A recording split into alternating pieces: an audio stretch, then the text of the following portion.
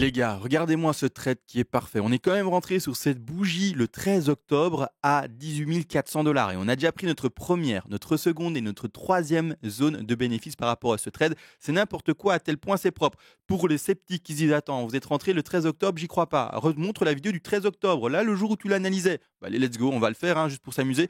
Le 13 octobre d'année 2022, ouverture de trade sur la bougie rouge, ici rectangle vert pour symboliser l'ouverture de trade au prix des 18 400 dollars en direct de vidéo. TP1, donc zone de bénéfice numéro 1, 2, 3, deux prises maintenant parce qu'on a pumpé au 20 800 et on attend la quatrième et la cinquième zone de bénéfice. Donc ici, ce trade est juste parfait chez parfait, c'est un grand n'importe quoi. Donc ouverture de trade sur la bougie ici à 18 400 dollars, TP1, TP2 et TP3 deux prix et on attend la deuxième, la troisième et la troisième non, la quatrième et la cinquième. Maintenant, tout l'intérêt de la vidéo, ça va être quoi? De continuer à maintenir ce trade. Et oui, un trade, c'est pas juste j'ouvre une position et puis je revends une fois qu'on est arrivé en haut. On met des take profit partiels, on fait un déplacement de stop loss et également plus tard qui deviendra un stop profit. On rappelle deux positions qui avaient été ouvertes à 18 400 pour les plus chanceux, ceux qui ont vu la vidéo du 13, et également une un peu plus tardive aux 18 800 pour ceux qui n'avaient pas pris ce pump-là. Et ensuite, on est rentré bien entendu sur les 50 à 61,8% Fibonacci, c'est-à-dire que sur le retracement de cette petite 2 qui est ici en beige, je vais la mettre ici en évidence.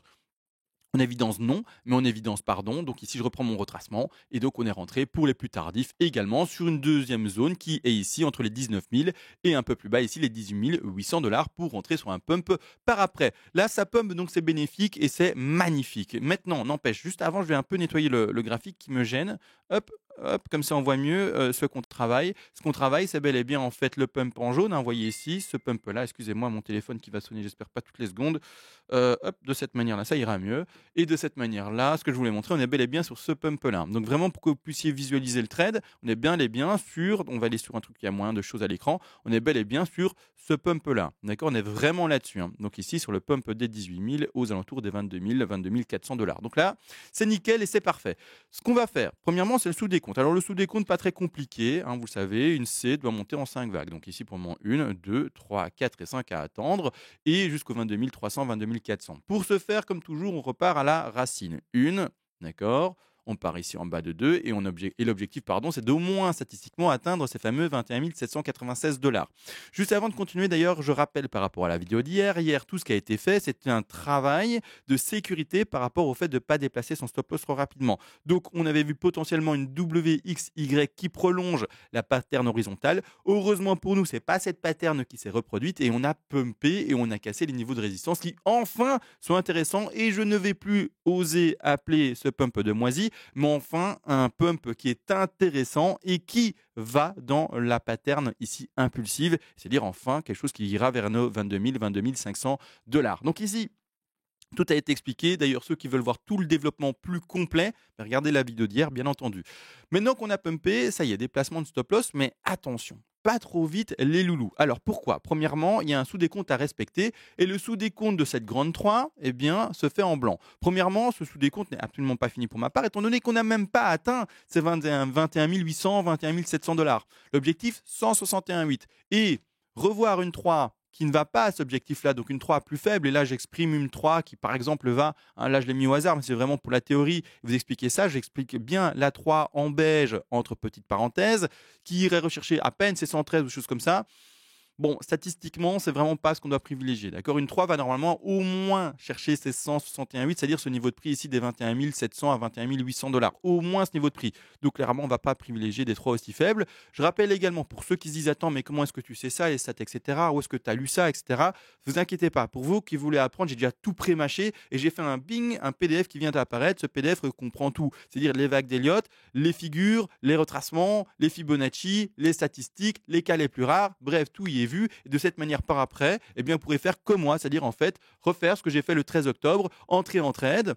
Et puis par après, mettre tout le plan de trade par rapport à des Fibonacci, des zones de bénéfice, des placements de stop loss par rapport à certains niveaux. Bref, tout par vous-même. Également, je le précise, ça fonctionne par palier de donation. Et ça, ce sont les premiers paliers de donation. Ça permet fortement d'aider la chaîne et de ne pas passer par des sponsors bizarres, etc. Et que vous, directement, vous soyez sponsor de la vidéo. En plus, également, vers les paliers les plus élevés, donc les plus gros sponsors qui sont vous, les abonnés, vous pourrez me demander une analyse à la demande sur l'actif spéculatif de votre choix, qui soit d'ailleurs une crypto-monnaie ou pas. Et je le ferai en vidéo privé pour vous avec un plan de trading et un plan d'investissement. Je rappelle bien entendu que ce PDF sera compris pour la donation la plus élevée avec l'analyse en vidéo. Bon, tout a été dit et précisé, maintenant on repart enfin dans l'analyse qui est la suivante. Premièrement, moi, eh bien, du coup, j'attends quoi? Encore ce développement de sous-degré. Donc là, maintenant, je vais plutôt valider tout doucement mon top de 3, d'accord? Et ensuite, encore attendre un développement de 4 et de 5.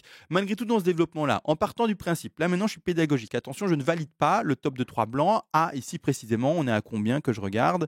20 000, que je mette les références ici, 20 790 $. D'accord? Donc là, je ne le valide pas. J'attends de voir. Là, je lis et je compte mon puzzle. Je place mes pièces petit à petit et j'attends clairement ça. Je ne traite pas ça.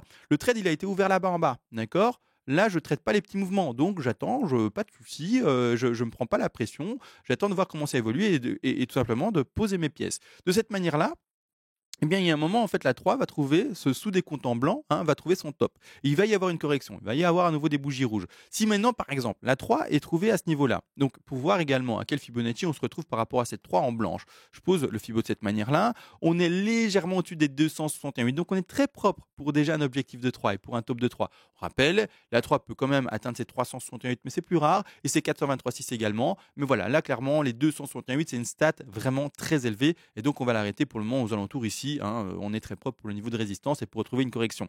Cette correction de 4, étant donné qu'on le voit, et je rappelle tout de même, d'accord, cette petite 2 en blanche a été extrêmement faible. Juste pour le montrer, on va mettre le Fibonacci, ça se voit visuellement, mais voilà, je mets quand même le Fibonacci pour le voir. On a été chercher à peine en dessous des 23,6. On n'a pas du tout, été retrouvé la zone statistique des 50 à 61,8 qui est à hauteur des cas de 73% des cas qui sont reproduits. Donc on le voit bien, on est vraiment dans un cas très très rare et très très faible. De cette manière-là, quand on fait une 2 qui est faible, la plupart du temps, on va faire une 4 qui est plutôt forte. Donc, voir un retracement qui va aller rechercher cette 38,2 à 50% de Fibonacci. Donc, la zone de baisse à attendre sera une zone qui va aller retrouver cette zone-ci.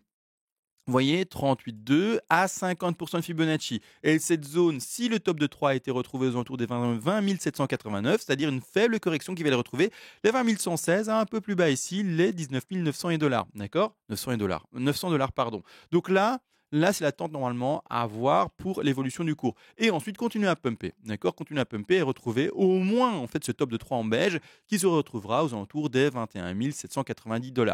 Par après, continuité du décompte, hein, rien de compliqué, étant donné que pour compléter une C, il nous faut bel et bien 5 vagues. Une, 2, 3 qui sera peut-être, si le décompte est bon, validé là-bas en haut à 21 800, 21 700 $. Correction de 4 qui, elle, vis-à-vis toujours de la même logique, on va regarder le retracement de la 2 en beige cette fois-ci, hop, de cette manière-là, hop, ainsi. Là, le retracement est plutôt fort et donc dans cette logique-là également, eh bien, comme on fait une 2 qui est plutôt forte, on va retrouver une 4 qui est plutôt faible. Et les 4 plutôt faibles, c'est-à-dire, aller retrouver les 23 à 38,2% de Fibonacci. Donc ici, la borne de correction, d'accord, va les retrouver celle-ci, 23 de nouveau à 38,2. Donc la borne entre les alentours des 21 000 à plus précisément les 20 545 $. Ça, c'est pour ce qui est en beige et encore une dernière vague haussière après, d'accord, qui n'est pas très compliquée, c'est celle-ci, d'accord, que vous voyez ici. Et cette dernière, on va prendre notre Fibonacci, hop, de cette façon-là. Attendez, j'ai placé où en fait ma 4? Juste pour voir. Ah bah, je l'ai passé au moins à 38,2, hein. D'accord, on part ici sur un 38,2, je la mets ici au milieu, comme ça on dit qu'on est dans la borne, 38 à 50, d'accord, je prends les deux en compte, hop, je la mets au milieu du bazar, hop, c'est parfait, comme ça on a un travail moyen, de cette manière-là, hop, et après, en fait, de toute façon, hein, on réadaptera par rapport aux vraies bougies, hein. Là, c'est un travail de scénario posé à l'avance, c'est comme en fait on le fait le 13 octobre, c'est un travail de scénarisation à l'avance, on met le plan de traite à l'avance, etc., mais on n'en sait rien, hein. Le trade peut très bien cracher, et c'est toute l'élaboration que j'ai expliquée également ici, c'est avec ça peut très bien pumper un peu, hein, et puis après cracher. D'accord. Donc la flèche que j'indique, on voit pas à un moment c'est une flèche. Bref, vous aurez compris, il faudrait écouter la vidéo du 13 octobre, vous aurez tout expliqué. Donc stop loss, point d'entrée, TP de sécu, etc. Bref, tout expliqué. Le 13 octobre, retournez, vous allez voir, magnifique vidéo. Donc ici par après, on attendra l'extension de la dernière 5 et l'objectif minimum d'ailleurs en partant là, c'est vraiment le hasard du hasard, mais c'est-à-dire retrouver les 100%, les 161,8 et les 261,8. Donc l'objectif, ce serait ici en posant la 4 au hasard, attention, mais par exemple d'aller rechercher ici ces 100% qui se retrouveront en 22 431 $. Malgré tout également, pourquoi est-ce que je suis très fort axé sur ces 20 400, etc. Parce que, en fait, cette sous-figure qu'on a installée ici et qu'on est en train de décompter ensemble depuis en fait septembre, s'introduit elle-même dans une figure qui est plus grande et qui est une flat. Alors, je vais la mettre en évidence parce qu'elle est ici non visible et je vais essayer de la choper en fait. Là, j'ai enfin réussi à la choper, hop, de cette manière-là. Et c'est ça la flat. Alors attention, ça ne veut pas dire pour autant qu'on va enfoncer, qu'on va à 16 000 par après. Est-ce que vous voyez la ligne blanche ici et qu'on va à 16 000 et qu'on va à 15 000 et qu'on va à 14 000? Non.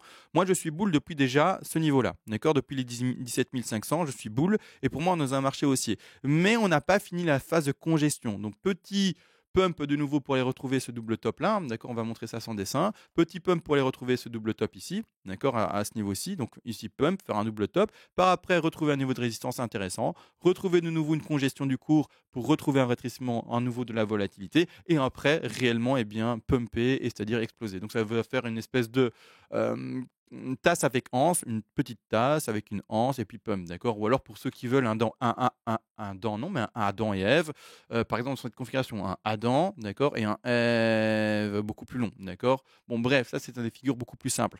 De cette manière-là, après, en fait, je vois juste un écrasement encore de C qui n'est pas obligé de faire un nouveau plus bas, hein. Moi, je vous le dis, mon plus bas, il est à 17 500, hein.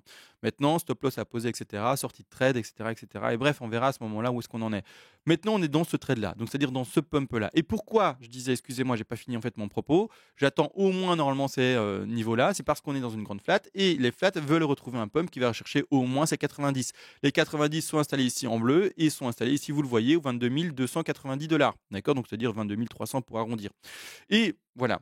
Deuxième objectif d'ailleurs, parce que ça peut pumper plus fort en fait, parce que là c'est vraiment l'objectif le plus pessimiste, même bizarre de le dire, mais c'est-à-dire qu'on peut monter au 100 123, 127 dans une flat, d'accord. Et là, ce sera un objectif qui va aller chercher les 24 000 à 107. Donc, rappelez-vous, quand vous faites un trade, on ne vend jamais toute sa position dans tous les TP qui ont été indiqués. On garde toujours une exposition pour, dans le cas où, en fait, le BTC avait dit, bah non, en fait, moi j'ai décidé de pumper directement à 50 000, de garder une proportion de ce trade pour profiter un maximum de bénéfices. Je rappelle, on clôture rapidement ses pertes, et c'est de cette raison, et c'est pour cette raison, pardon, qu'existe le stop loss. Mais au contraire, il n'y a pas de stop dans ce niveau-là, à ce niveau-là, parce qu'on ne clôturera normalement, dans la théorie la plus exacte, jamais son trade en fait. On le tient tant qu'il est bénéfice le plus longtemps possible. Après, il y a un moment où on clôture parce que c'est plus tenable, on n'a plus envie, on a envie de passer à quelque chose d'autre, etc. On se dit que là, on est déjà très content de son bénéfice et donc on clôture.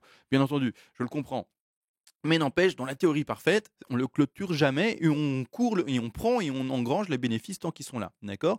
De cette manière, bah, il y a également, en fait, vous pouvez vous dire, bah, comme il y a encore un objectif là-bas à 123, je peux mettre un TP supplémentaire. Donc pas juste 1, 2, 3, 4 et 5 et en ajouter un. Vous ajoutez un sixième TP là-bas en haut. C'est-à-dire dans la zone qui est plus précisément des alentours des 24 000 en fait à 24 200, d'accord, 24 000 à 24 200 et vous ajoutez un TP là-bas en haut. Ça nous fera une flat, d'accord. Donc toujours profiter de ça, d'accord. Et après, bon, ben, ça continue à pumper. À vous de voir si vous clôturez ou pas votre trade à ce moment-là.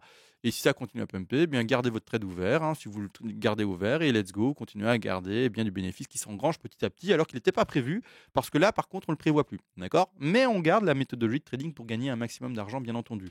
Maintenant le stop loss. Enfin le sujet tant attendu où je pense, d'accord. Stop loss qui, attention ici, va être déplacé. Pour le moment, il a toujours été déplacé ici aux alentours des 18 160 $. Pour les plus agressifs, hier, vous l'avez déjà déplacé à votre point d'entrée, d'accord. C'est-à-dire que maintenant, c'est un stop profit pour vous. Mais maintenant, vu ce qu'on a pété, on peut au moins le déplacer pour les plus défensifs sur le bas de cette mèche-là, c'est-à-dire au 18 650. Pour ceux qui sont un peu plus offensifs, on va pouvoir le déplacer sur le haut de ce top de 1, d'accord. Pourquoi? Parce qu'une 4 ne peut pas passer en dessous du top de 1, d'accord. Donc ça, c'est clair, sauf si c'est une ending diagonale, mais je lis pas une ending, je lis plutôt une impulsive. Donc ici, si jamais en fait le cours à un moment, n'importe quoi, maintenant ou plus tard, devait passer en fait sous ce top de 1, d'accord, donc c'est-à-dire sous en fait le niveau des prix des 19 966 $. À ce moment-là, invalidation de l'impulsive et donc on peut sortir du trade, d'accord. Donc là, à ce niveau-ci, vous pouvez mettre mon stop qui vient de disparaître, voilà. Là, à ce niveau-ci, vous pouvez mettre déjà votre stop à ce niveau-là, d'accord. Attention, hein. Et ce qui me gêne un peu, c'est que si vous le mettez là, rien n'empêche. Par contre, dans ce degré en beige, oui, on peut pas aller en dessous, mais on l'a toujours pas trouvé en fait ce top de 3. Donc c'est pour ça que là c'est un peu offensif tout de même, hein. C'est peut-être un peu trop agressif parce qu'on a encore cette correction de 4 et par rapport au prix où on est maintenant, si c'est le top de 3 et je vous l'ai dit que la correction peut être forte, c'est-à-dire 38 à 50% de Fibonacci.